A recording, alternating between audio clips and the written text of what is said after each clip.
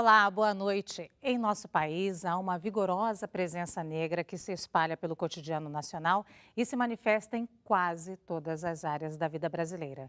Você já se perguntou o que seria do Brasil sem a participação dos africanos que por aqui aportaram, infelizmente, em navios negreiros? Está no ar Um Abraço Negro, uma série de 5 programas sobre a situação dos afrodescendentes no Brasil. E para enriquecer as nossas reflexões na Semana da Consciência Negra, nós convidamos Jurema Werneck, diretora da Anistia Internacional do Brasil, e que tem formação em medicina e doutorado em comunicação e foi fundadora da ONG Crioula, uma organização de mulheres negras no Rio de Janeiro. Quem também está conosco hoje é o desembargador do Tribunal de Justiça do Estado do Rio de Janeiro, Paulo Rangel, que é professor da Faculdade de Direito da Universidade do Estado do Rio de Janeiro.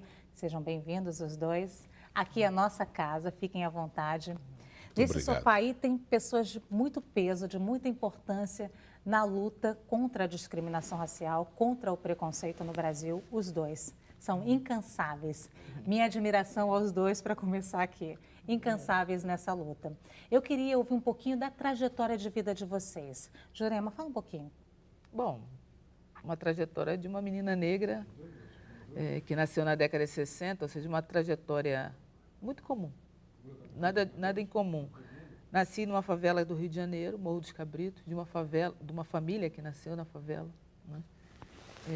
De pessoas que, pai e mãe, que achavam, como várias outras pessoas lá na favela, que seria pela educação que a gente ia conseguir superar muitas das dificuldades que a gente vivia, e dificuldades do tipo não ter dinheiro suficiente para comer, não ter dinheiro suficiente para vestir, para medicamento, tratamento. Eu era uma criança que tinha bronquite, não é? Meu irmão mais novo tinha bronquite.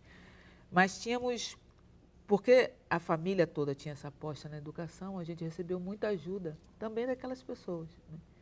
Então, acho que também não é incomum receber ajuda. Então, nós recebemos, para continuar estudando a vida inteira, né, a gente recebia apoio da vizinhança, desde doação de roupa, comida, de elogio, né, de aposta, de achar que era uma coisa boa.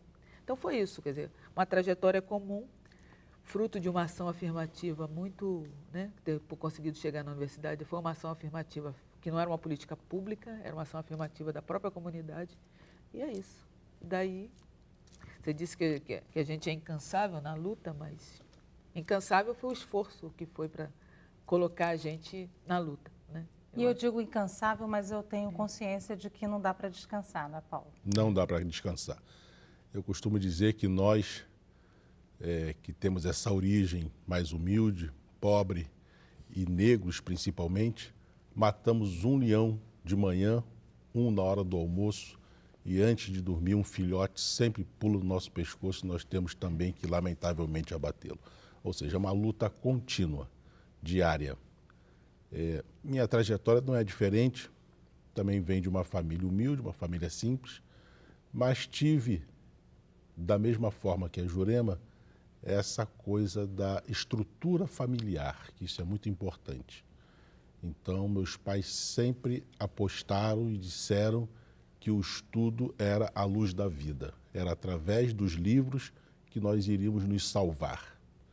E aí, apostando nesta realidade, foi que todos os dias nós nos encaminhávamos para essa batalha que era o estudo. E conseguimos vencer. Conseguimos chegar aonde chegamos. Não foi fácil, não é fácil, mas é representativo para muitas pessoas que também pensam que eu não vou conseguir, é difícil, é impossível. Não, não é difícil, não é impossível. Se nós apostarmos nos livros, vamos chegar aonde nós queremos chegar. Ô Paulo, a sua trajetória é muito repetida e muito inspiradora para os jovens brasileiros, né? Você sempre tem que dizer. Eu queria que você dissesse mais uma vez um pouquinho da sua trajetória. Meu primeiro emprego na vida foi de porteiro de uma empresa e depois eu consegui, por contatos, por conhecer pessoas, ser vendedor de uma outra empresa. De vendedor, eu fiz um estudo para poder fazer um concurso público, fiz concurso para detetive de polícia no Rio de Janeiro. Passei no concurso, fui ser detetive e foi quando eu consegui retornar à faculdade, já aí com 24 para 25 anos, quando todo mundo está formado, eu ainda estava entrando na faculdade para fazer o meu curso. Terminei meu curso com 29 para 30 anos e aí fiz concurso para promotor de justiça. Passei com 31, fiquei no Ministério Público durante 17 anos, fiz meu mestrado, fiz meu doutorado e, ao final, fui alçado ao cargo de desembargador pelo 5º Constitucional do Ministério Público. E aí as coisas, ao longo desse período, ficaram claras para mim no sentido de que valeu a pena todo o esforço, toda a dedicação que eu empenhei ao longo dos últimos anos para poder chegar onde eu cheguei. Então é muito bom você poder passar para essa juventude a possibilidade de um sucesso, desde que você aposte nisso que nós estamos falando, né? No estudo, no trabalho correto, honesto, que você pode efetivamente vencer na vida, sem que seja através de meios que não são republicanos. Mesmo considerando as duas trajetórias brilhantes de vocês, a gente costuma sempre repetir no Brasil esse discurso contra a meritocracia, né, também, porque é importante frisar isso, né? O Estado brasileiro não facilita Em nada. essa entrada e essa trajetória. Isso requer, na verdade, um esforço enorme. Muitas vezes requer um problema de saúde mental para quem está tentando tudo isso, né? Porque é uma trajetória muito difícil. Quer dizer, a gente fala do mérito próprio, mas o mérito próprio não é suficiente no Estado brasileiro. Vocês concordam com isso? Eu concordo plenamente. Na verdade, as estruturas brasileiras funcionam no contrário do método, do mérito, né? No sentido, não é o talento, não é a capacidade, mas é a cor da pele, né? Os seus contatos, essa possibilidade de uns não terem barreira nenhuma, andarem na rua, irem aonde vão simplesmente, normalmente, e para nós sair de casa é uma barreira, ficar dentro de casa já é um problema, não é? Imagina você ter que se esforçar o triplo, 10 vezes mais, para simplesmente as pessoas tentarem descobrir se você consegue articular uma frase inteira. Né? Sempre sendo questionada se você tem inteligência suficiente para estar ali para fazer as coisas, sendo desqualificada, sendo desvalorizada, isso é o tempo todo. Sim, tem uma barreira de saúde mental, mas acho que tem um outro lado também, né? Quando eu fui para a escola de medicina, por exemplo, na escola de medicina éramos 3 pessoas negras, não é? Da escola de medicina inteira, 6 anos, não é? Mas lá você de fato está exposta a muita coisa, mas a gente vai sozinha, mas não vai sozinha, a gente vai com uma bagagem, a gente vai com apoio. Como eu te disse, eu gosto sempre de dizer, todo dia de manhã eu ia para a escola de medicina, a aula começava cedo, era o dia inteiro, né? De manhã tinha uma senhora que era vizinha, uma senhora negra alta, idosa, de cabelo branco, preso num coque no alto da cabeça, e de manhã cedo ela dizia, bom dia, doutora. Eu sempre parava para ela e dizia, não, senhora, eu não sou doutora. Eu acabei de entrar na faculdade, eu comecei. Aí ela repetia, bom dia, doutora. E de noite, quando eu voltava, ela estava lá e dizia, boa noite, doutora.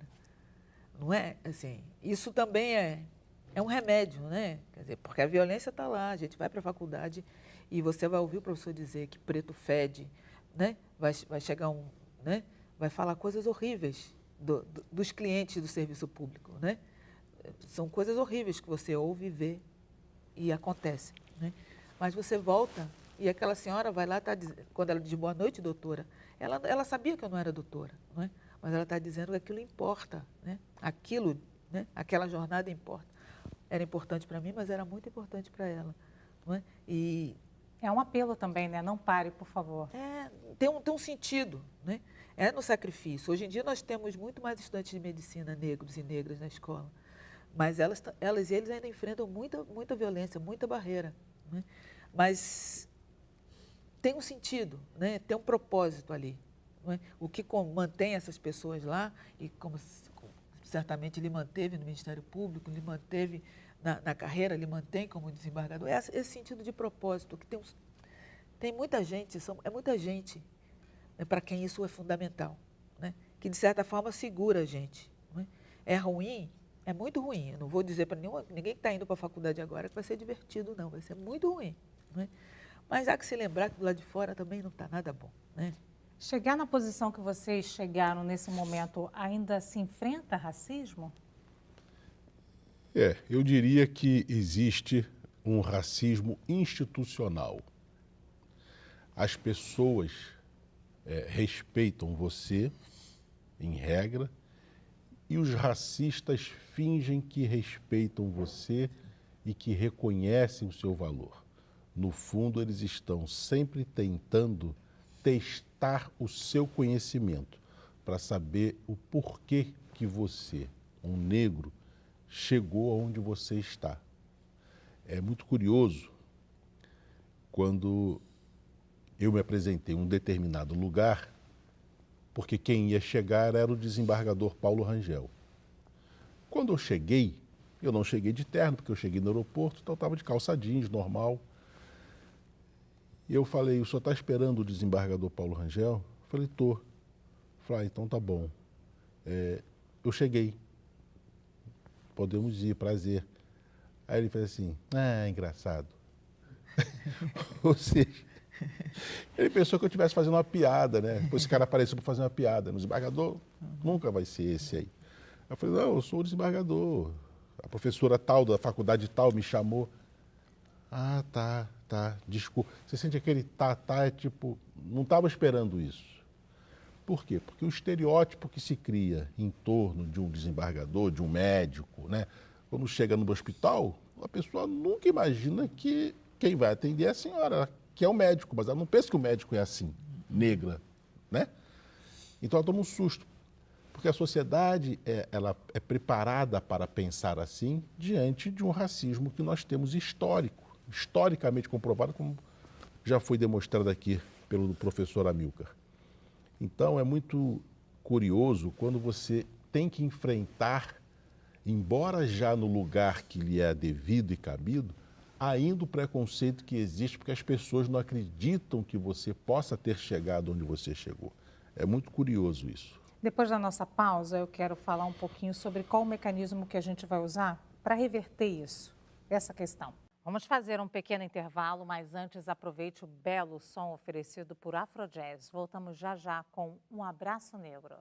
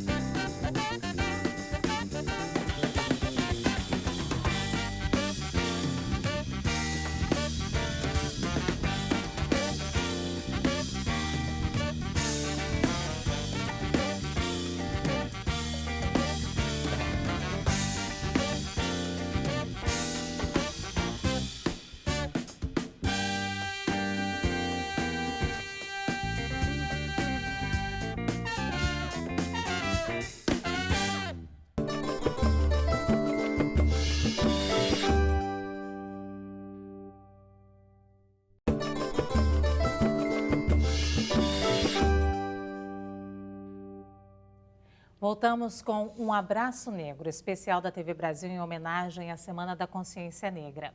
O Brasil tem a segunda maior população negra do mundo e a sua influência na vida e na cultura do país é imensa. No entanto, dos cerca de 30 mil jovens entre 15 e 29 anos assassinados por ano no Brasil, 77% são negros.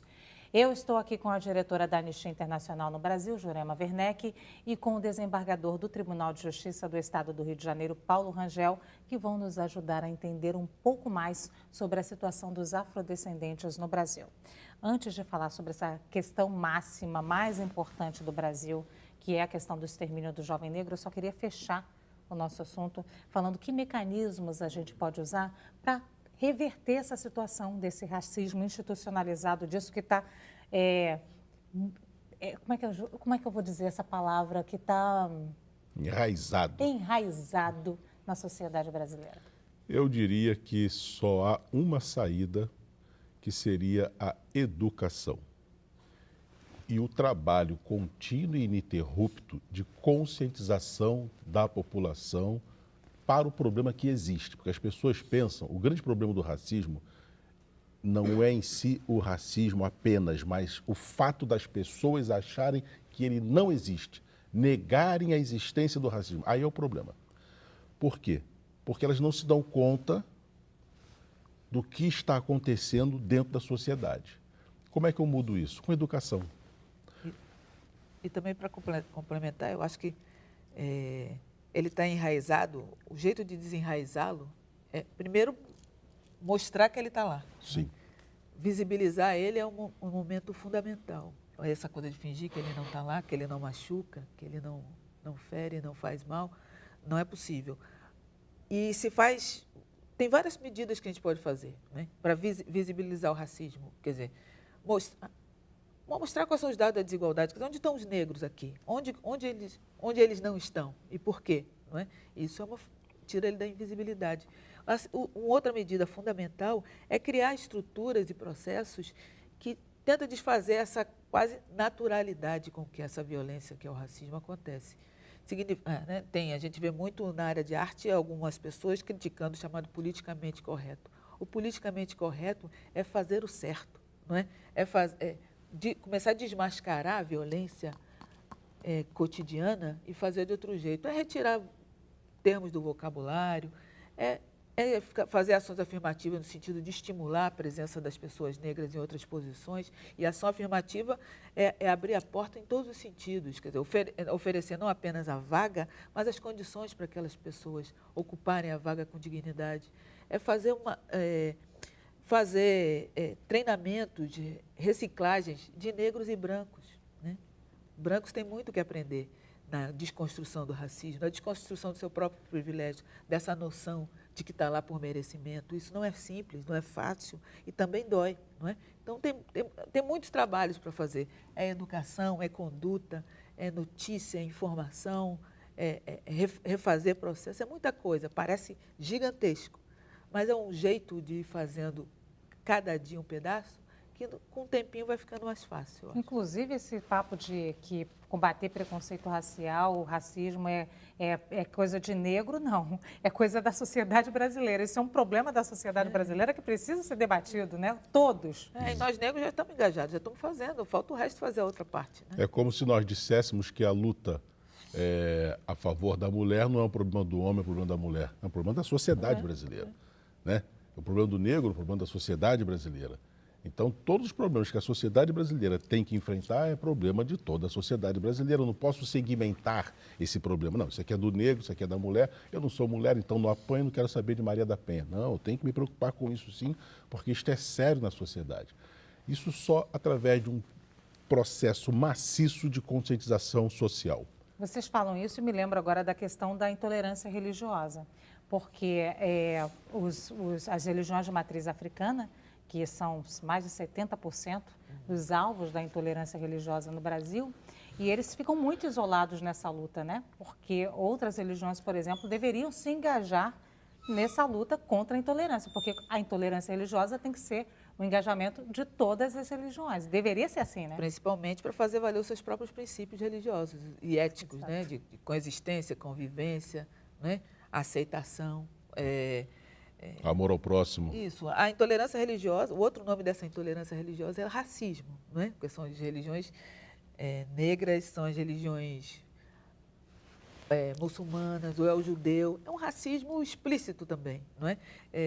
As outras religiões estão desafiadas a enfrentar claramente o racismo, enfrentar com coragem e reconhecer que todas as religiões devem ter um lugar.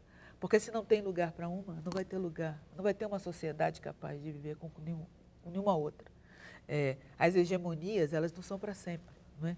A gente tem nesse momento em que alguma religião está predominando, né? Não quer dizer que vai ser para sempre. É preciso semear outros valores, outros princípios, que, por sinal, deviam estar nas origens das religiões, né? O grande problema da fé é a religião, porque em nenhum momento Cristo ele propagou alguma religião. Ele propagou o amor ao próximo, o respeito às diferenças, né? Na própria passagem de Maria Madalena, ele mostra o respeito que as pessoas devem ter para com o outro. O que estragou o homem foi exatamente a religião, na medida em que ele achou que aquela fé só possa ser propagada através daquela religião. Isso é um grande problema. Então, eu acho que a intolerância religiosa, ela é um segmento desse racismo, que ela colocou muito bem, em diversas religiões. E que nós só vamos conseguir vencer isso a partir do momento em que nós aceitarmos as diferenças. Esse é o grande desafio hoje mundial. Ou pelo menos aceitar a Constituição, né? Exatamente. Aliás, eu acho que às vezes o problema da humanidade é a interpretação de texto.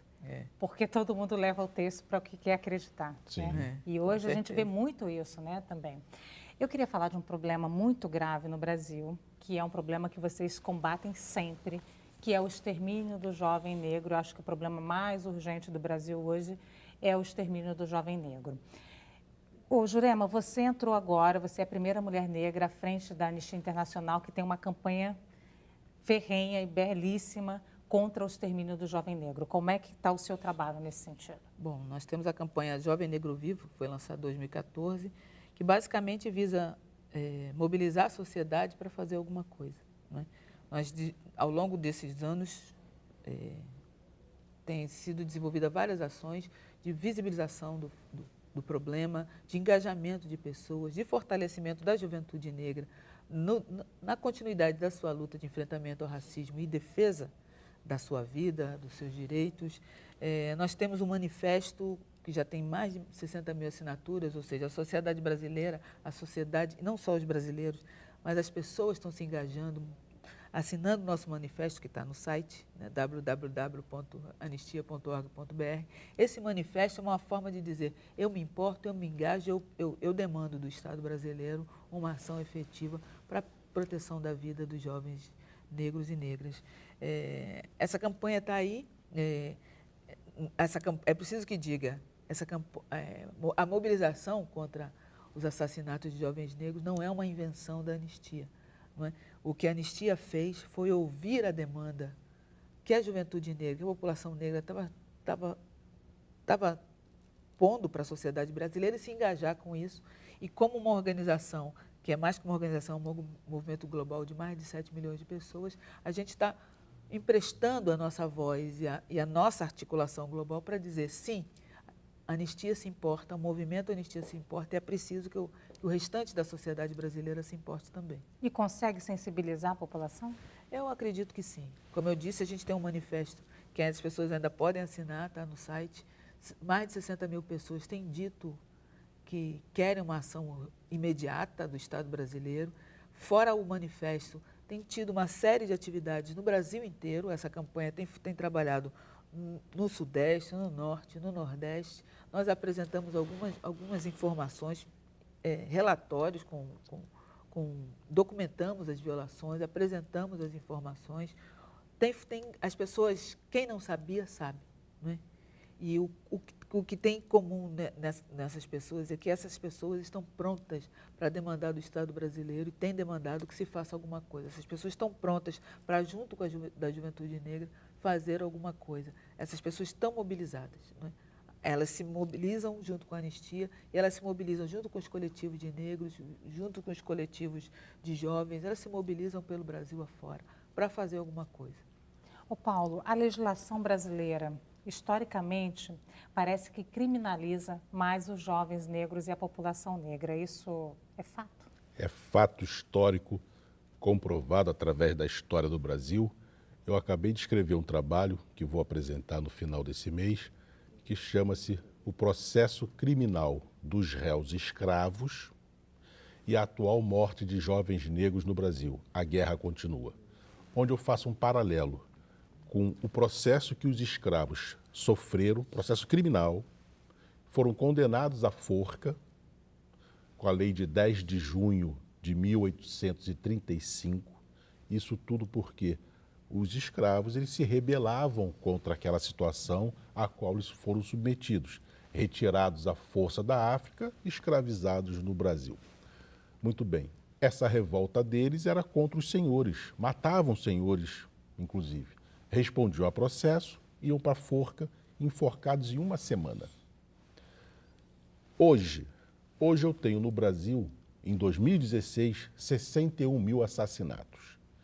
Desses 61 mil, 66% é entre jovens de 12 e 29 anos. 12 e 29 anos. Desses, 81% é de jovens negros. Ou seja, a matança continua. A única diferença é que não estou na monarquia, estou na república. Eu não tenho mais a forca, mas tenho o auto de resistência. Eu mudo o nome, eu empresto um novo nome às figuras jurídicas para continuar com o massacre contra o povo negro. E as pessoas não se dão conta disso. Um país que você tem 168 pessoas mortas por dia, assassinadas, não morreu de diabetes, infartado, AVC, não, foram assassinadas, 168 por dia, são 7 pessoas por hora. Desses 168, 80% é de jovens, são de jovens negros. Alguma coisa está errada. Quando as pessoas mostram, lá no Texas, nos Estados Unidos, um louco pegou uma arma, matou 26. Eu fico muito condoído com isso, porque 26 pessoas morreram. Mas quantas vezes lá aparece um louco para matar essas pessoas? Há 6 meses atrás teve um, ano que vem vai ter outro. Aqui, todos os dias, 168 são assassinados e ninguém se dá conta. Por quê? Porque a maioria, 80 e poucos % desses jovens, são negros. Então, nós não nos incomodamos com isso, porque não são pessoas, para eles, ligadas a mim. São pessoas da favela, da comunidade, são pessoas que são assassinadas. Então, enquanto nós tivermos uma indiferença com a vida do outro, e aí vem aquela coisa da ética, da alteridade, de alter, a ética para com o outro enquanto um ser igual a nós na sua diferença. Enquanto eu não tiver um comportamento estatal ético, e a ética é esta que falei da alteridade, eu não vou conseguir chegar a um país desenvolvido. Eu vou continuar sendo um país subdesenvolvido, terceiro mundo, em que a matança, num país que não está em guerra, isso é inadmissível. Então, eu fiz essa comparação e comprovei que, historicamente, o que eu fiz no processo escravocrata, eu faço hoje na República com o negro liberto. Liberto do ponto de vista físico, da sua liberdade de locomoção, mas não é livre para exercer os direitos da cidadania a que todo cidadão tem direito hoje, em especial os brancos. A gente vai voltar agora e fazer essa conversa de novo já depois do intervalo. Mas antes, aproveite o belo som oferecido por Afrojazz. Voltamos já com Um Abraço Negro.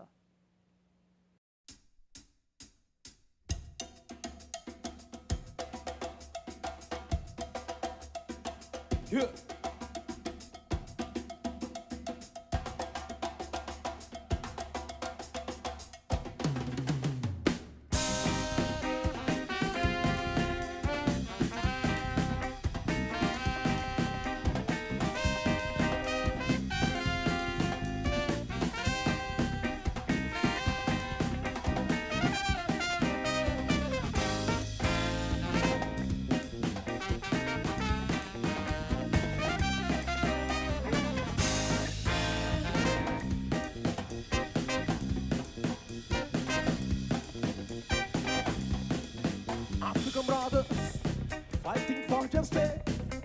spite of that war from those who have the power. Africa mother, you say great offspring, keys to prevail over the machine. African brothers, fighting for justice, in spite of that war from those who have the power. Africa mother, you say great offspring, keys to prevail over the machine.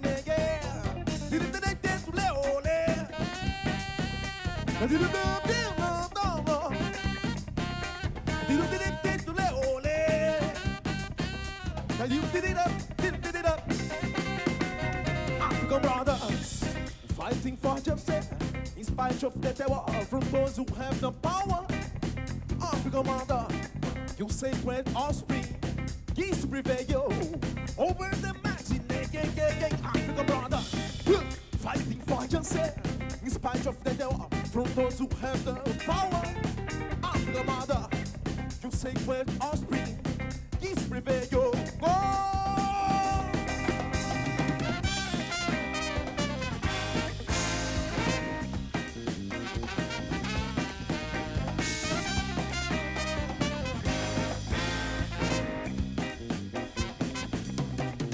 African brothers, fight, fight, fight, fight. African brothers, fight, fight, fight, fight. African brothers, fight, fight, fight, fight. Yeah, yeah. African brothers, fight, fight, fight, fight. African brothers, fight. African blood fight! African blood fight! African blood fight! You say when I'm free, you say when I'm free, he's rebellion.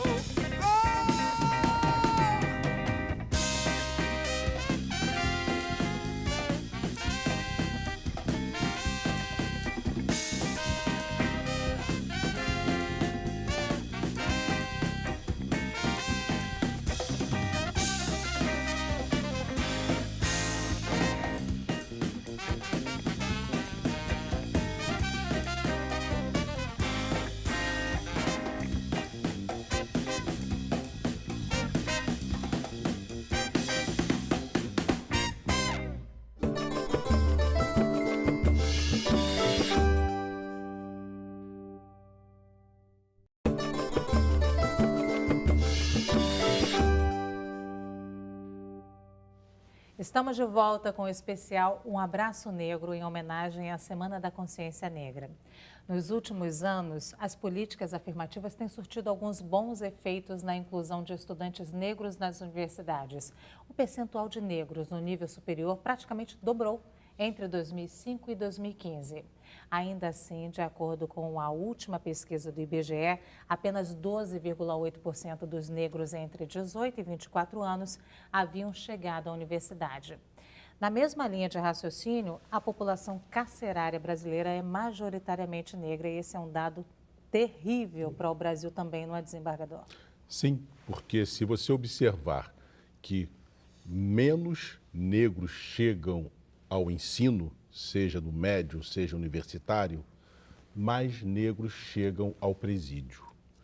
Quanto menos educação nós dermos à população negra, mais espaço nos presídios nós vamos precisar, porque nós vamos negar a eles a cidadania.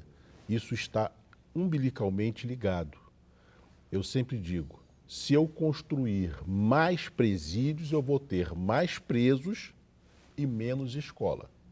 Se eu construir mais escolas e der acesso à educação para as pessoas, eu vou precisar de menos presídios. O Estado vai ter que optar. Isso não é uma política de governo, isso é uma política de Estado. Investir na educação, dar acesso a esses jovens negros e brancos pobres à educação. Para quê? Para que eu não tenha que construir um presídio. Certa feita eu conversei com um determinado político, ele falou, eu assumi o governo, me disseram que tinha déficit carcerário, eu construí 2 presídios, 6 meses depois estavam lotados, eu construí mais um presídio, 1 ano depois estava lotado, eu parei de construir presídio, comecei a construir e a reformar as escolas, eu diminuí o índice de pessoas que ingressaram no sistema carcerário. Isso é básico, isso é certo como 2 e 2 são 4. Nós temos que investir na educação para que nós tenhamos menos gente nos presídios, para que nós tenhamos menos gente na saúde, porque eu vou ter gente mais saudável, porque vai ter uma qualidade de vida melhor. Isso está ligado, até economicamente, para o Estado vai ser melhor. Aí a médica está aqui para me corrigir. E por que isso que é tão evidente, Jurema, não é feito, não é interessante para o Estado brasileiro? Eu acho que porque o racismo, como ideologia, organiza as relações de poder em que um segmento, e nesse caso do Brasil a maioria, não é, acaba sendo colocado em posições de subordinação. Isso é verdade que isso é uma situação muito ruim, muita dor, muito sofrimento, muita perda, muita morte, muito encarceramento, mas o outro lado é que isso é uma vantagem enorme para quem não está nessa condição, não é? É você manter toda uma população sob controle pela violência, pelo encarceramento, pela falta de acesso, oferecem vantagens competitivas ao segmento que não passa por isso, não é? Então é preciso... Então, eu estou dizendo isso para lembrar que não é simples, não é? Trata-se de relações de poder, então a gente tem que encará-las na sua complexidade para poder enfrentar corretamente. Lembrando que eu concordo plenamente que é importante oferecer educação, saúde, moradia, né? Mas a gente sabe também que a política de encarceramento, as altas taxas de encarceramento da população negra, não significam que a população negra comete mais crimes, não é? Significa apenas que a população negra está muito mais exposta ao encarceramento, ao tratamento injusto, né, de todo o sistema de justiça, não é? Em que as coisas não funcionam como deveriam. Existe uma criminalização a priori. O negro não precisa cometer crime para ser preso, né? O próprio sistema já exclui. Ele precisa ser negro, não é? Então, a gente precisa enxergar a complexidade do problema para poder construir todas as soluções, oferecer o que é de direito aos jovens negros e negras, aos adultos, aos idosos negros e negras, oferecer o que é de direito. Está estabelecido na Constituição o que se chama direito, não é? Mas implica também desmontar também todo o sistema de justiça que tem um viés de aprisionamento e de criminalização de uma população, independentemente de como ela age na sociedade, apenas porque ela existe. Isso é preciso que a sociedade perceba que tem que caminhar em muitas direções, mas tem que fazer isso agora, tem que fazer isso muito, porque nós não queremos ser esse país que mata 168 pessoas por dia. A gente não deve querer ser esse país que coloca negros e negras na cadeia, não é? Assim, se desperdiça vidas, ou se coloca na cadeia, ou se aniquila, ou se mata, ou se perde tantos talentos, né? Aqui o desembargador é um exemplo, não é? É um exemplo de como se pode ir longe, não é? Como se pode ir longe. E por que isso não... Tem tanta gente que pode ir longe, não é? Pode ir tão longe quanto a sua capacidade. E por que o Brasil se dá o luxo de desperdiçar isso? Eu quero fazer uma pergunta, desembargador. A justiça brasileira é racista? Sem a menor sombra de dúvida. Ela faz parte do que eu chamo, eu não, né? O que todos os estudiosos da matéria chamam de racismo institucional. Só que as pessoas precisam entender uma coisa. Quando eu digo que a justiça brasileira é racista, não é que o juiz que está ali não gosta de negro e quer prender o negro. Isso até pode existir, mas não é disso que eu falo. Eu falo do sistema que é criado, que ele faz parte e inconscientemente ou conscientemente não percebe que ele está ali com um propósito, que é exatamente isso que ela falou, que Michel Foucault trabalha muito bem, que é a microfísica do poder. Ali existe uma sociedade dominante que está exercendo um determinado poder sobre um grupo de pessoas que eles chamam de indesejáveis. Quem são os magistrados brasileiros? Quantos por cento desses magistrados são negros? Quantos passaram por aquelas dificuldades que o negro passou para que ele possa entender agora o lugar do outro? São jovens em regra, em sua maioria, que estudaram em bons colégios, tiveram uma boa educação e acessaram a universidade, por via de consequência, puderam fazer um concurso que ele tem que passar 5, 6 anos estudando, com alguém financiando esse estudo, que em regra é a família. Esse jovem, quando ele senta na cadeira de juiz, ele deixa de ter a visão que necessariamente o magistrado precisa ter em relação à vida do outro. Ele faz parte de um sistema, portanto, e aí por isso ele condena e a justiça passa a ser uma justiça que não tem esse compromisso ético com o outro. A justiça brasileira, sem a menor sombra de dúvida, é racista. Nós traçamos aqui um panorama, um quadro muito difícil desse racismo estrutural no Brasil. Tem solução para isso? Sim, eu acho que a solução está acontecendo. O que precisa é que ela precisa ganhar escala de Estado brasileiro. Ação afirmativa, mobilização negra, ocupar a televisão, contar a história do racismo, falar sobre ela. Tem várias ações acontecendo, mas elas precisam ganhar escala de política pública. Sabemos que a justiça tem um viés racista, é preciso ganhar escala de política pública, a mudança imediata do sistema de justiça, instalar mecanismos. Ou seja, as soluções estão aí, porque a população negra foi elaborando com pesquisa, com vivência, com várias formas, trouxe propostas de soluções, mas tem que ganhar escala de política pública, precisa de compromisso do Estado brasileiro para levar isso adiante. Desembargador. Sem a menor sombra de dúvida, nós estamos transformando e mudando. É custoso, está sendo uma situação difícil para nós encararmos, mas eu tenho certeza que nós conseguiremos mudar isso com a educação do povo brasileiro. Em especial, como disse a Jurema, com acesso a oportunidades que esse povo deve ter através de políticas públicas. Eu quero agradecer muito a presença dos dois, quero reiterar a minha admiração pelo trabalho dos dois, belíssimo. Nós estamos juntos nessa caminhada, é claro que vocês estão muito à frente, muito obrigada por vocês estarem à frente. Muito obrigada por estarem aqui. Obrigado a você pelo convite, parabéns. Sabemos que ainda temos muito a caminhar para melhorar a vida em sociedade no Brasil e não vamos ficar parados. É hora de se movimentar, cantar, dançar e também de promover um abraço negro em todos que nos acompanharam até agora. Uma ótima noite para você. Um abraço. Um abraço importante. Legal, bacana. Nosso abraço. Muito legal. A carne mais barata do mercado era a carne negra. Agora não é mais. A carne mais barata do mercado era a carne negra. Agora não é mais. A carne mais barata do mercado era a carne negra. Agora não é mais. A carne mais barata do mercado já foi a carne negra. Agora não é mais. Que ia de graça pro presídio e parar debaixo do plástico. Que ia de graça pro subemprego e pros hospitais psiquiátricos. A carne mais barata do mercado era a carne negra.